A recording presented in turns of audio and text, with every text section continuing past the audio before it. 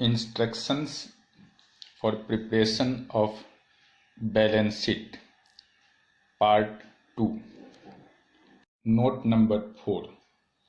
A receivable shall be classified as a trade receivable if it is in respect of the amount due on account of goods sold or services rendered in the normal course of business. Note number 5. A payable shall be classified as a trade payable if it is in respect of the amount due on account of goods purchased or services received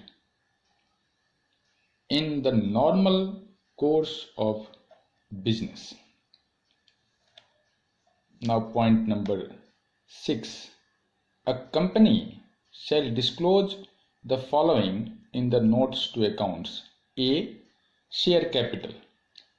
For each class of share capital, different classes of different shares to be treated separately.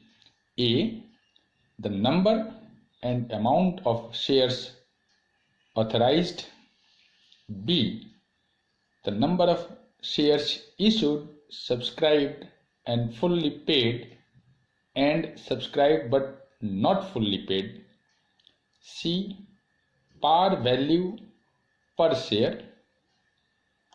D. A reconciliation of the number of shares outstanding at the beginning and at the end of the reporting period. E. The rights, preferences and restrictions attaching to each class of shares, including restrictions on the distribution of dividends and the repayment of capital. F. Shares in respect of each class in the company held by its holding company or its ultimate holding company, including shares held by or by subsidiaries or associates of the holding company or the ultimate holding company in aggregate. G. Shares in the company held by each shareholder holding more than 5% shares, specifying the number of shares held. H. Shares reserved for issue under options and contracts or commitments for the sale of shares / disinvestment, including the terms and amounts. I. For the period of 5 years immediately preceding the date as at which the balance sheet is prepared. A.